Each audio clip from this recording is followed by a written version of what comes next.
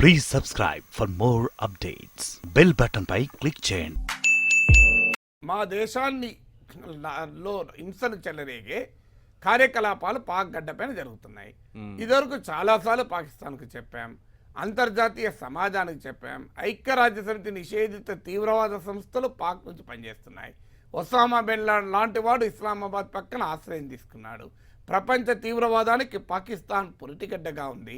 ఈ విషయాన్ని అనేక సార్లు పాక్లో ఉన్న ప్రభుత్వాలు చెప్పాం. ఇవాళ ప్రభుత్వానికి కాదని ఇన్నిసార్లు చెప్పినా కూడా పాక్ కుక్కతోక వంకర లాగా మనం ఎన్నిసార్లు చెప్పినా ఎవిడెన్స్ చూపెట్టండి అని పనికిమాల మాటలు మాట్లాడతారు. ఎవిడెన్స్ ఏమున్నది?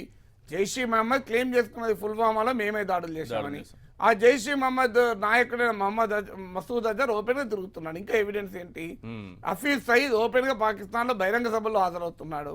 ఇంకేం కావాలి ఎవిడెన్స్? ఇదే మాట ఇదివరకు అల్ఖైదా విషయంలో చెప్పింది. ఒసామా బిన్ లాడెన్ ఎక్కడ దొరికాడు?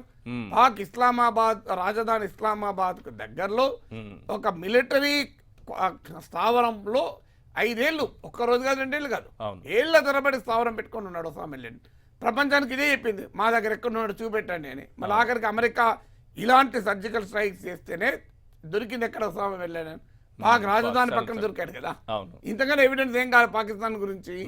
సో అందువల్ల ఇది పాకిస్తాన్ ప్రపంచాన్ని ఇప్పటిదాకా నమ్మించాలని ప్రయత్నం చేసింది. ప్రపంచం నమ్మడం లేదు. ప్రతి సందర్భంలోనూ మీరు ఆధారాలు ఉంటే చూపండి, ఇక్కడ ఉగ్రవాదులు ఉన్నారా అంటే మీరు ఆధారాలు ఉంటే చూపండి. పాక్ ఆక్రమిత కాశ్మీర్ నుంచి ఉగ్రవాద శిక్షణా శిబిరాలు నిర్వహిస్తున్నారు.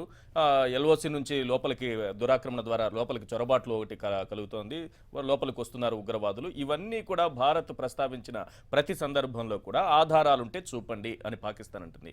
ఈ రోజు జరిగినటువంటి సర్జికల్ స్ట్రైక్ ద్వారా ఆ ఆధారాన్ని చూపించినట్టు అవుతుందా? అంటే పాకిస్తాన్కు తెలియక చేస్తున్నాం అంటున్న మాట కాదు ఇది. అవును, పాకిస్తాన్కు అమాయకత్వంతో అంటున్న మాట కాదు ఇది. ఇది మోసపూరితంగా చెప్తున్న వాదన.